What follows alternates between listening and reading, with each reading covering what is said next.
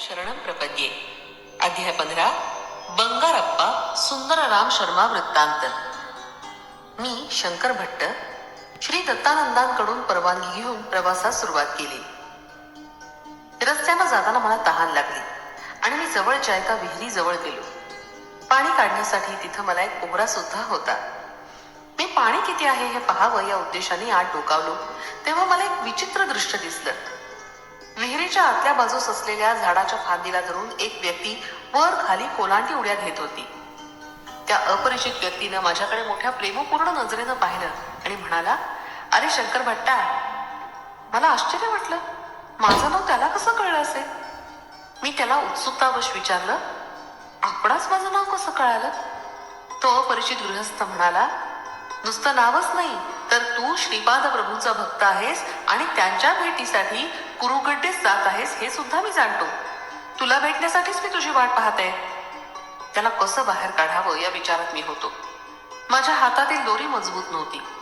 माझ्या मनातील भाव ओळखून तो पुण्यपुरुष म्हणाला, प्रापंचिक बंधानं संसार कुपात पडलेला मानव तू बंधरहित असलेल्या या विचित्र योग प्रक्रियेमधील आत्मानंदात मग्न असलेल्या मला कसा बाहेर काढू शकणार?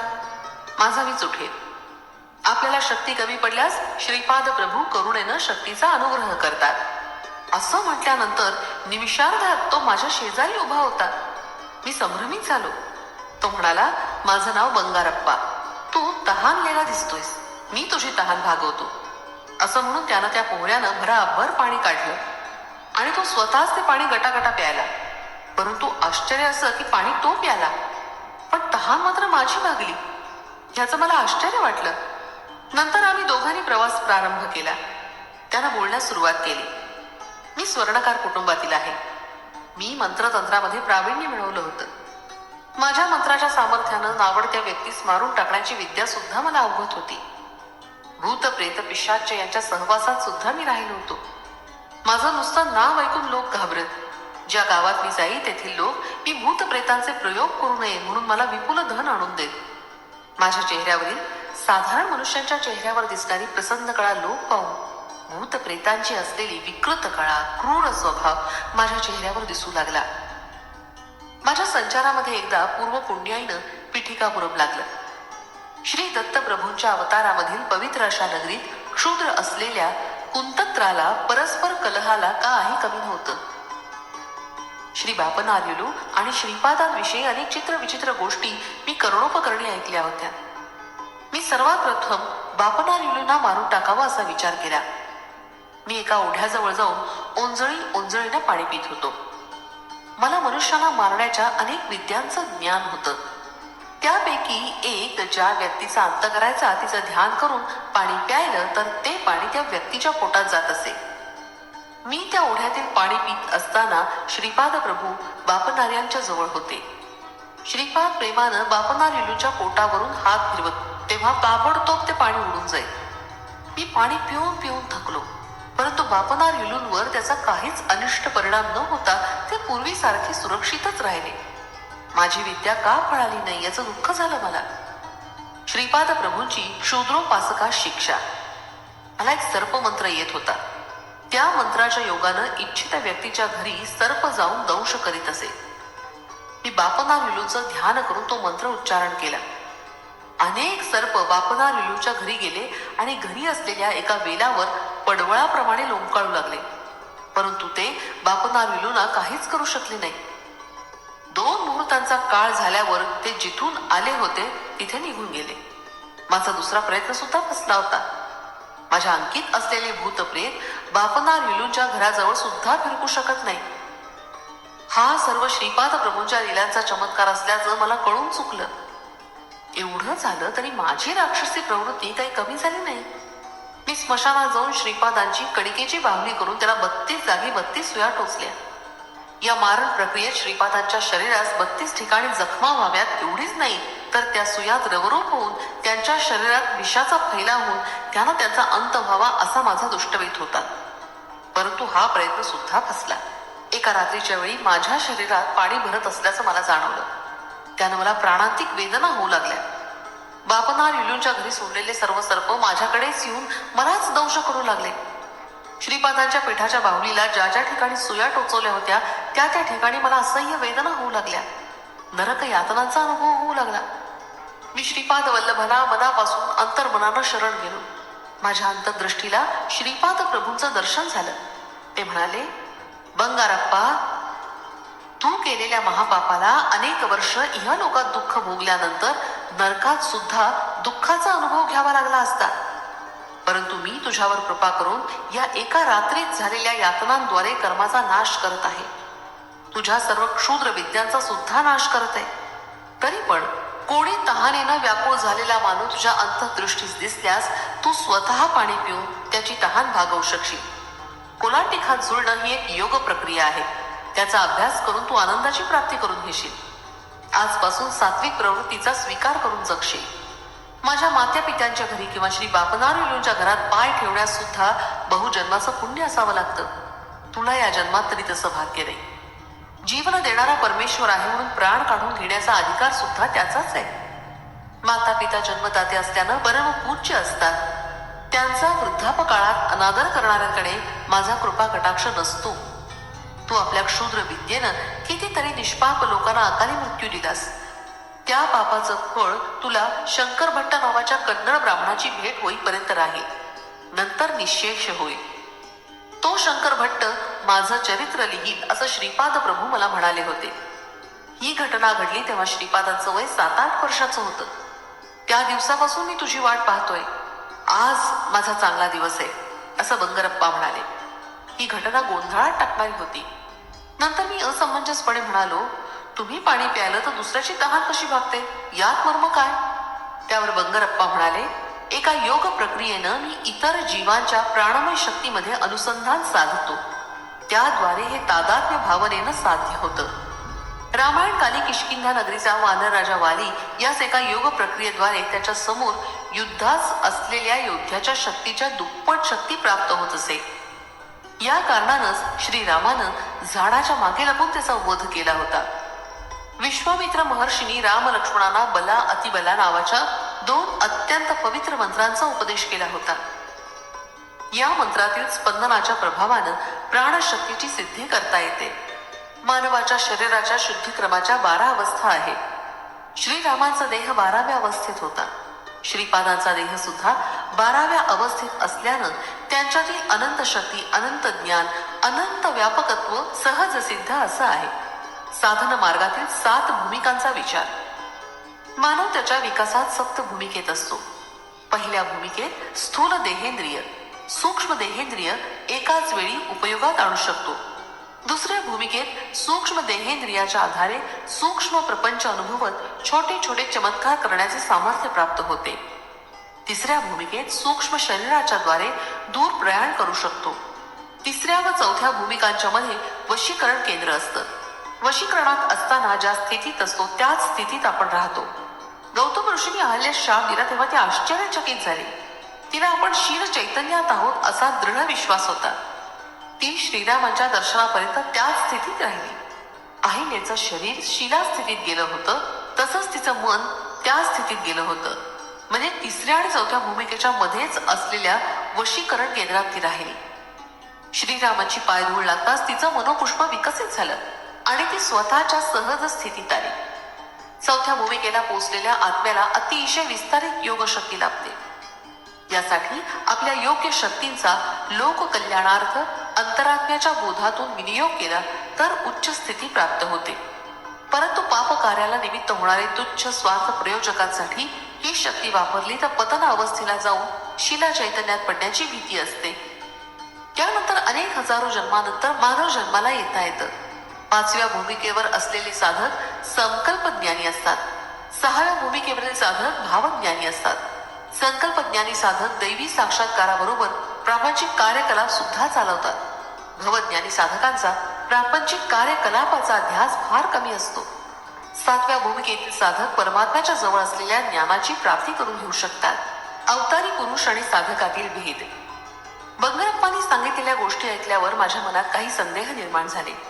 त्यांचं निराकरण करण्यासाठी मी प्रश्न केला, महाराज, जीवनात केवळ परिणामक्रम असतो का? काय हे अवतारी पुरुषांना सुद्धा लागू पडतं? यावर बंगारप्पा म्हणाले, अवतारी पुरुष काळाच्या महिम्यानं निर्माण होतात. मानव जेव्हा भगवंत होतो तेव्हा त्याला समर्थ सद्गुरू असं म्हणतात.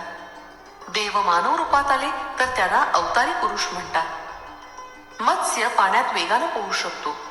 कूर्म पाण्यात आणि जमिनीवर दोन्ही ठिकाणी राहू शकतो. वराह म्हणजे खड्ग मृग, भूमीवर सहजपणे चालू शकणारा प्राणी. सिंह हा जनावरात सर्वात श्रेष्ठ प्राणी. नरसिंह अवतारात भगवान विष्णूने सिंहाचं मुख आणि मनुष्याचं शरीर असं रूप धारण केलं होतं. याचना प्रवृत्ती असणारा तमोगुण प्रधान असलेला वामन अवतार, रजोगुणयुक्त असलेला परशुराम अवतार, सत्वगुण प्रधान असलेला रामावतार, त्रिगुणाच्या अतीत असलेला निर्गुण तत्व प्रधान असलेला श्रीकृष्ण अवतार, कर्म प्रधान असलेला बुद्ध अवतार, समस्त सृष्टीतील एकत्वातील अनेकत्व आणि अनेकत्वातील एकत्व स्वतःमध्ये सामावून घेणारा अत्यंत अद्भुत, अत्यंत विलक्षण युगावतार म्हणजे श्रीपाद श्री वल्लभावतार.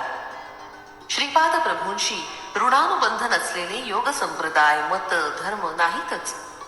श्रीपादांची स्थिती बुद्धिमानांना सुद्धा समजण्यासारखी नाही. त्यांच्यासारखे तेच आहे. सर्व सिद्धांतांचा, सर्व संप्रदायांचा त्यांच्यातच समन्वय आहे. या सृष्टीचा आदिबिंदू आणि अंतिम बिंदू सुद्धा तेच आहे. स्पंदनशील असलेल्या जगत व्यापाराचं निरीक्षण करणारे, संकल्प करणारे, क्षय करणारे तेच आहेत.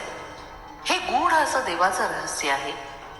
सप्तर्षींना जे समजलं नाही ते मी काय सांगू. बाबा शंकर भट्टा, तू धन्य आहेस. त्यांचं अव्याज कारुण्य लाभेल तो धन्य होय. अन्य जीव व्यर्थ होत. सत्कर्म व दुष्कर्मांचं फल विवरण. मी विचारलं, महाराज मला एक शंका आली आहे. समस्त कर्माचा बोध करून देणारा तोच असल्यावर लोकांमध्ये थोड्यांना चांगलं थोड्यांना वाईट असं जन्माला का घालतो. यावर बंगारप्पा मोठ्यानं हसले आणि म्हणाले, तू चांगला प्रश्न विचारलास. सर्व सृष्टी द्वंद्वातूनच निर्माण झालीये. मृत्यूचं भय नसेल तर जन्मदात्री आई सुद्धा मुलावर प्रेम करणार नाही. वेदांमध्ये पुरुष हा शब्द आत्मा या अर्थानं वापरला असला तरी आत्मा म्हणजे पुरुष नव्हे. पुरुष हा शब्द देहास सूचित करतो आणि आत्मा हा देह नाही. तो देहाहून निराळा असून अजन्मा, अव्यक्त, अचिंत्य आणि विकाररहित आहे. मानवात आणि प्राणी मात्रात एकच आत्मा वास करतो. मनुष्य आणि देव यांच्यात मात्र भेद आहे. या भेदामुळेच मनुष्य देवत्व प्राप्त करण्यासाठी प्रयत्नशील असतो. या प्रयत्नामुळेच मानवाचा विकास होतो. देवामध्ये केवळ चांगल्या सृजनात्मक शक्ती असतात असं नाही, तर काही विघटनकारक, विनाशकारक शक्ती सुद्धा असतात. त्या शक्तींचा आवश्यकतेनुसार उपयोग करून सृष्टीचं चलनवलन सुव्यवस्थित चालवण्याचं कर्म देव करत असतात. मनुष्याच्या जन्मात सुख आणि दुःख ही पूर्वकर्मानुसार येत असतात. दुःख येत असल्यानं मानवात सुखाचं महत्व कळतं आणि तो सुख मिळवण्याचीच आकांक्षा करतो. सृष्टीमध्ये असं दिसून येतं की अनेक दुष्ट, कुकर्मी, नास्तिक, जनतेला छळणारे लोक अत्यंत सुखाचं जीवन जगतात आणि सत्यवचनी, प्रामाणिक, सदाचारी, सच्चीर व्यक्तींना अनेक दुर्धर संकटांना तोंड द्यावं लागतं. अशा विपरीत स्थितीचं कारण असं की कुकर्म करून सुद्धा अत्यंत सुखाचा उपभोग घेणाऱ्या लोकांनी पूर्वीच्या जन्मात काही सत्कर्म केली असणार आणि त्याचं फलस्वरूप त्यांना आज असलेलं सुख प्राप्त झालंय. तसंच अत्यंत प्रामाणिक, सच्चील, सज्जन लोक आज जी दुःख भोगताना दिसतात ती त्यांच्या पूर्वजन्मातील पापकर्मांचं फलस्वरूपच.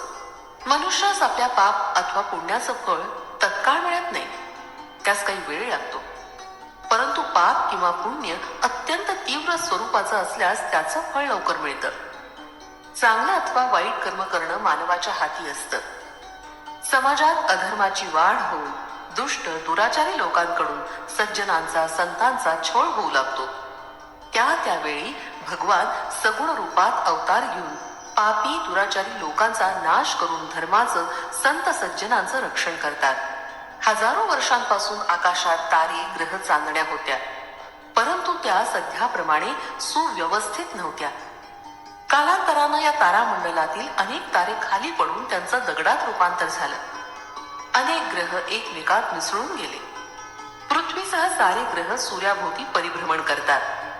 या ग्रहांच्या आकर्षण विकर्षणानंच सृष्टी चलित आहे. ती सूर्याभोवती परिक्रमा करत असते. परमेश्वराविषयी आकर्षणानं लोक आस्तिक होतात आणि सत्कर्म करण्यास प्रवृत्त होतात. ज्या लोकांमध्ये परमेश्वराविषयीचं आकर्षण नसतं ते नास्तिक होऊन दुष्कर्म करण्यास प्रवृत्त होतात. या दोन्ही प्रकारच्या कर्मांना ते स्वतःच आधार असतात. वेलू प्रभू महाराजांचा गर्वभंग. पिठिकापुरम या नगरीत वेलू प्रभू नावाचे एक महाराज राज्य करीत होते.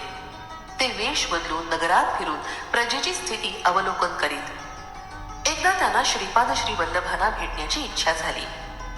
त्यांनी आपल्या सेवकास अप्पळराज यांच्या घरी पाठवून आदेश दिला की श्रीपाद श्री वल्लभ स्वामींना तत्काळ घेऊन यावं. घरात स्वामींचे आजोबा बापनाचार्युलू होते. सेवकांनी त्याला राजाज्ञा सांगितले. आजोबांनी स्वामींना सांगितलं, पिठिकापुरमच्या महाराजांनी तुला भेटीस बोलावलंय. श्रीपाद म्हणाले, तात, राजांच्या मनात भक्तिभाव नाही. तो अहंकार पूर्ण वृत्तीनं मला येण्याची आज्ञा करतोय. त्याला वाटतं आपण महाराज आहोत, आपली सत्ता सर्वांवर चालते, आपण म्हणू तसं झालं पाहिजे. परंतु माझं दर्शन एवढं सोपं नाही हे तो जाणत नाही. मी महाराजांच्या भेटीसाठी जाणार नाही. स्वामी राजाच्या सेवकाला म्हणाले, तुमचे महाराज केवळ या पिठिकापुरमचे राजे आहेत, परंतु मी तर समस्त विश्वाचा चक्रवर्ती सम्राट आहे. तुमच्या महाराजांना सांगा की माझ्या दर्शनाची इच्छा असल्यास स्वतः आपण आमचे घरी यावं. येताना गुरुदक्षिणा आणि चक्रवर्ती सम्राटास शोभेल असा नजराणा घेऊन यावं. स्वामींचं हे वक्तव्य ऐकून अप्पळराज आणि बापनाचार्युलू यांनी आपसात विचार विनिमय करून सेवकांना निरोप देऊन पाठवून दिलं. सेवकांनी स्वामीचा निरोप राजास कळवला. तो ऐकून महाराज अत्यंत संतप्त होऊन म्हणाले, मी या नगरीचा महाराज आहे. माझ्या आज्ञेचं श्रीपाद श्री वल्लभ कसं उल्लंघन करू शकतात हे मी पाहतो. एवढं वाक्य बोलताच भोवळ येऊन ते सिंहासनावरून खाली पडले. सारे सेवक सिंहासनाजवळ धावले. त्यांनी राजाला पाणी पाजून सावध करण्याचा प्रयत्न केला, परंतु त्याची सर्व शक्ती गेल्याप्रमाणे होऊन भयंकर अशा नरक यातना त्याला होऊ लागल्या. तत्काळ राजपुरोहित श्री कोट सुंदर शर्मा यांना बोलावणं पाठवलं.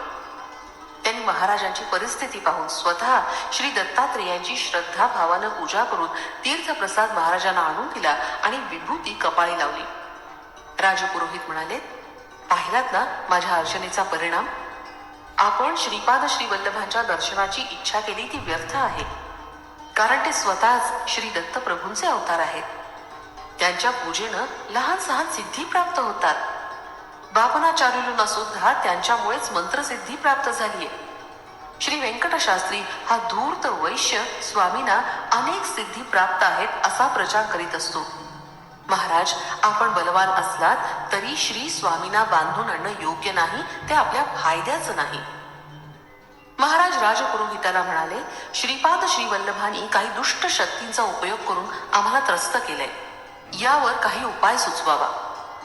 राजपुरोहित म्हणाले, महाराज, आपण विद्वान ब्राह्मणांकडून दत्त पुराणाचं पारायण करून घ्यावं. स्वयंभू दत्तात्रेयाची पूजा करून समाराधना करावी आणि ब्राह्मणांना भूदान, सुवर्णदान, अन्नदान करावं. असं केलं असता श्री दत्त प्रभू प्रसन्न होऊन आपली व्याधी पूर्ण बरी करतील. राजानं राजपुरोहितांच्या सांगण्याप्रमाणे विद्वान ब्राह्मणांकरवी श्री दत्त पुराणाचं पारायण प्रारंभ केलं. परंतु आश्चर्य असं घडलं की पारायण सुरू केल्यापासून गावातील चोरांचा सुळसुळाट अधिकच वाढला. त्यांच्यावर आळा घालणं राजास कठीण झालं. महाराजांना त्या रात्रीत स्वप्नात आपले पितर दिसले. ते अगदी क्षीण, अशक्त आणि दीनवाणे दिसत होते. ते म्हणाले, अरे वेलू, तू आम्हास श्राद्ध भोजन देत नाहीस, आमची या प्रेत योनीतून सुटका करण्यास काही करत नाहीस. महाराज म्हणाले, तात, मी शास्त्रानुसार श्राद्ध कर्म करतो ना. पितर म्हणाले, परंतु ते आम्हाला काही मिळत नाही.